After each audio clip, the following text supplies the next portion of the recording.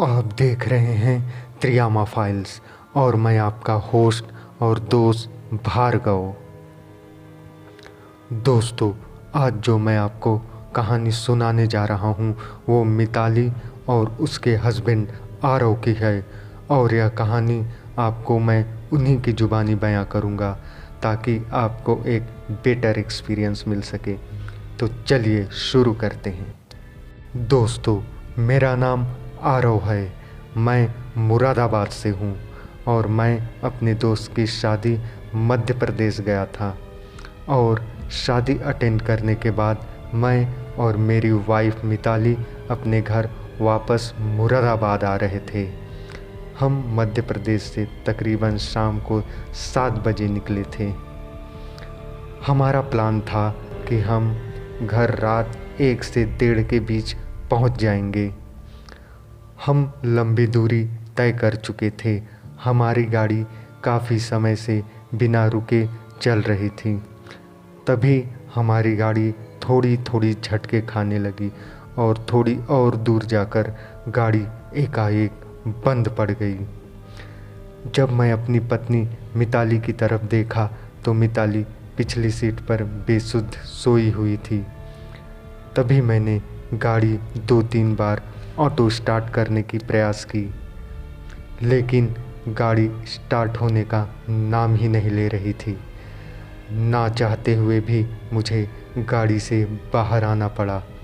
फिर अचानक एकाएक मुझे याद आया कि हम बीच जंगल में फंस चुके हैं। दोस्तों, मानो कि जैसे मेरे शरीर में बिजली दौड़ पड़ी हो और मेरा शरीर पसीने से लथपथ हो गया। दोस्तों, इस सिचुएशन में मैं ज़्यादा समय तक फंसा नहीं रह सकता था और मैं अपनी घड़ी की तरफ देखा तो रात के 11 बज रहे थे और मैं तुरंत अपने गाड़ी की बोनट खोलकर गाड़ी ठीक करने की कोशिश करने लगा।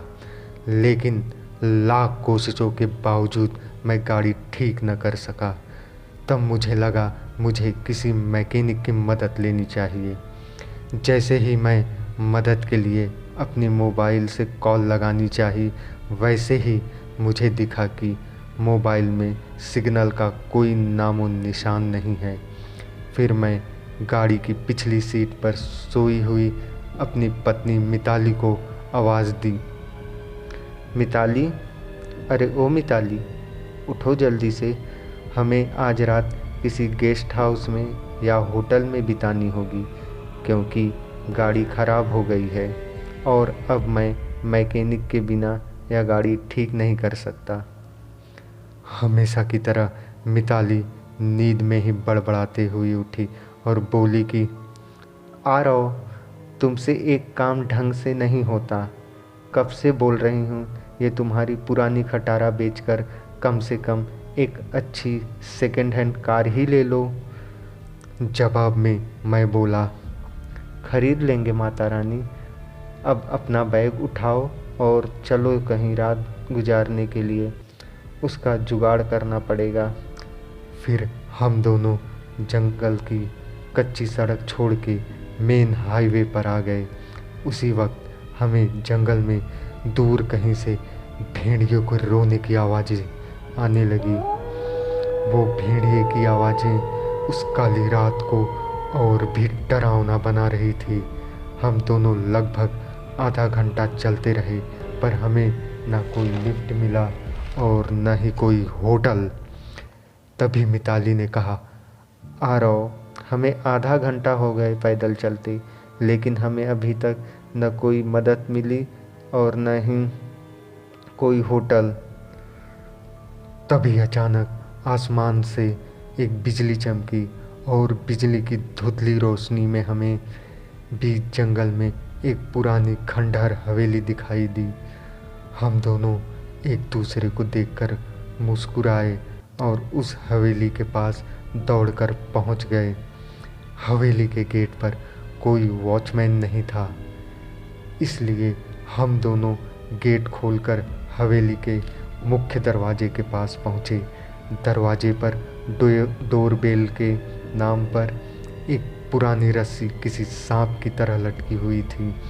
उस रस्सी को मैं 2-3 बार खींचा, लेकिन अंदर से किसी भी घंटी की आवाज़ नहीं आई।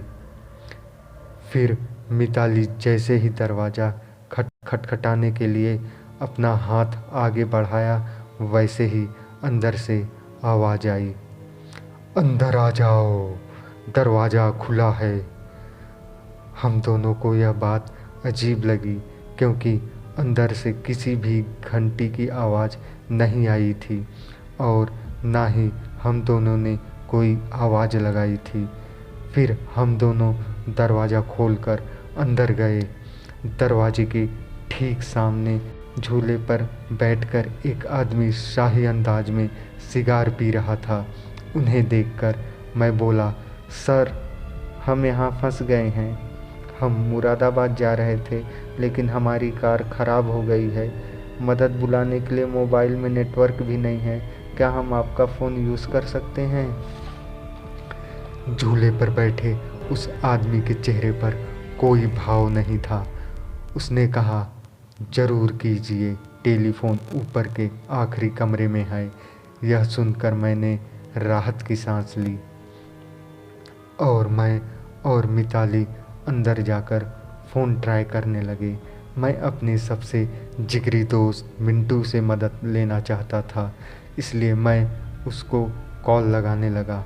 दोस्तों, मैं आपको आपकी जानकारी के लिए बता दूं कि मिंटू भी मुरादाबाद में रहता था, और जो यहाँ से सिर्फ 1.5 घंटे की ही दूरी पर था, लेकिन यहाँ पर भी फ़ोन डेड बता रहा था। कई कोशिशों के बाद भी फ़ोन डेड ही बता रहा था। फिर जैसे ही फ़ोन रखकर पीछे घूमा तो देखा वही आदमी रूम के दरवाजे के पास खड़ा था और उसने पूछा, क्या हुआ, किसी से बात नहीं हुई? मैंने कहा, नहीं, यहाँ भी फ़ोन डेड बता रहा है। तब उस आदमी ने कहा, कोई बात नहीं, आप दोनों कल सुबह तक यहाँ ठहर सकते हैं।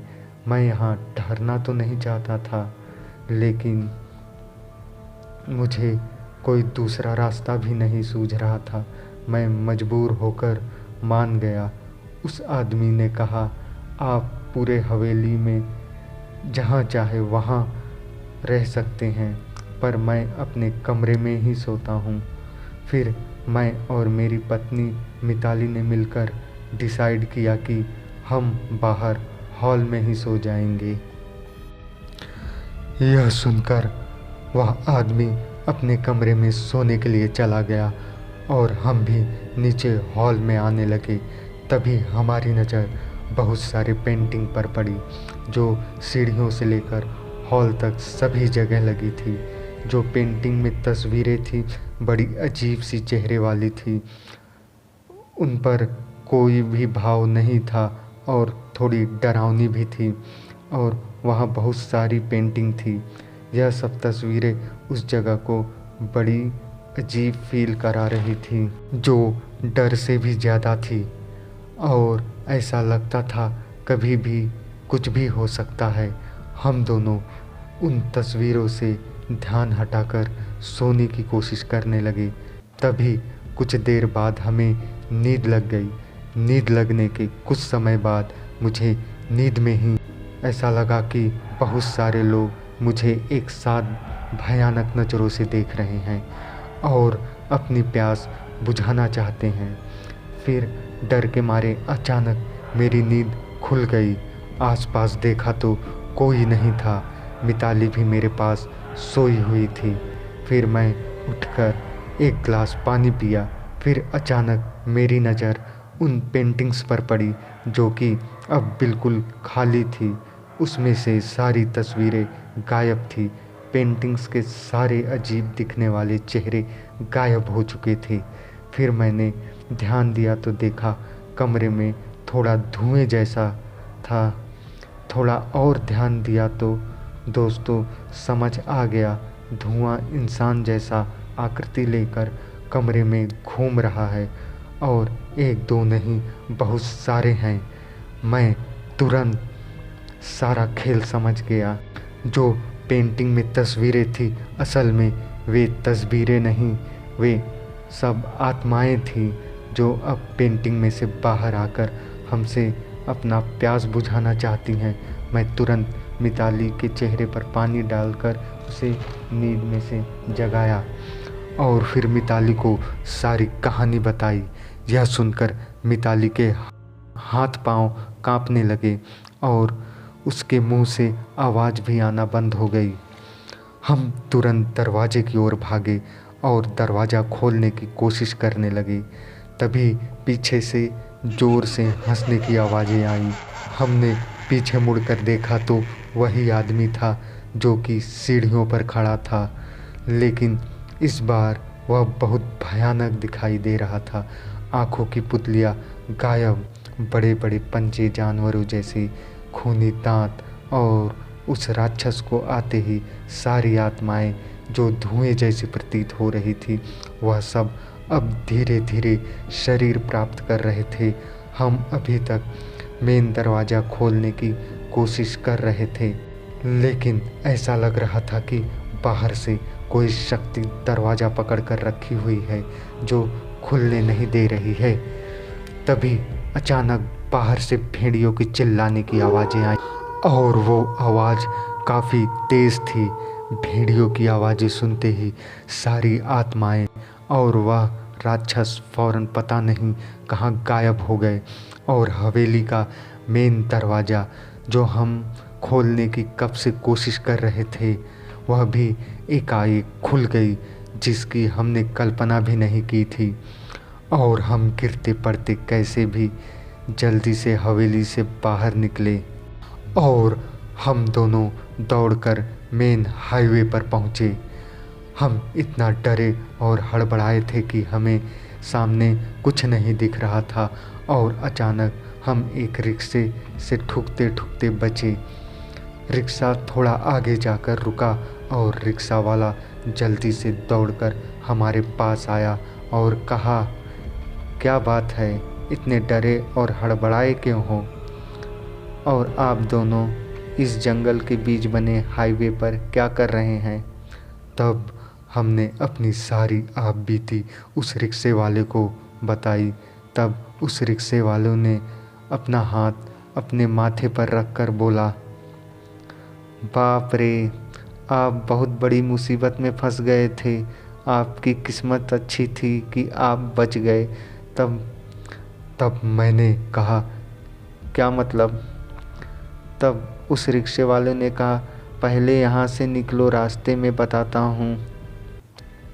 तब हम तीनों रिक्शे में बैठकर वहाँ से निकल गए। फिर वह रिक्शा वाला रास्ते में बताने लगा कि वह दादा ठाकुर है। जब वह जिंदा था तब वह बहुत ही क्रूर और मतलबी इंसान था। इसी कारण उसकी पत्नी और बच्चे उसे छोड़कर चले गए और वह मानो कि जैसे वह जीवन में और भी फ्री हो गया। अब वह अपनी क्रूरता को शांत करने के लिए रात को जंगलों में बेजुबान जानवरों का शिकार करने लगा और उसकी रोज़ की यह आदत हो चुकी थी। ऐसे ही एक रात अपनी क्रूरता को जानवरों के खून से शांत करने के लिए निकल पड़ा। उसकी बदकिस्मती थी कि वो रात पूर्णिमा की थी और उसका मुठभेड़ एक भेड़िए के झुंड से हो गया। भेड़िए एक अच्छे शिकारी होते हैं, इसलिए दादा ठाकुर उन भेड़ियों के सामने ज़्यादा टिक न सका और सारे भेड़िए उसे नोच नोच कर खा गए। उस रिक्शे वाले ने बताया कि आत्मा की एक प्रवृत्ति होती है जिससे उसकी मृत्यु हुई होती है। उस चीज़ से उसे बहुत डर लगता है। उस चीज़ के सामने आते ही वह आत्माएं भाग खड़ी होती हैं। शायद यही कारण था कि भेड़िए की आवाज़ सुनते ही सारी आत्माएं भाग खड़ी हुई और मेरी खुशकिस्मती थी कि उस रात को पूर्णिमा की रात थी। तो दोस्तों, मेरी जान इस प्रकार बची। हेलो व्यूअर, यह कहानी आपको कैसी लगी आप कमेंट करके बताइए।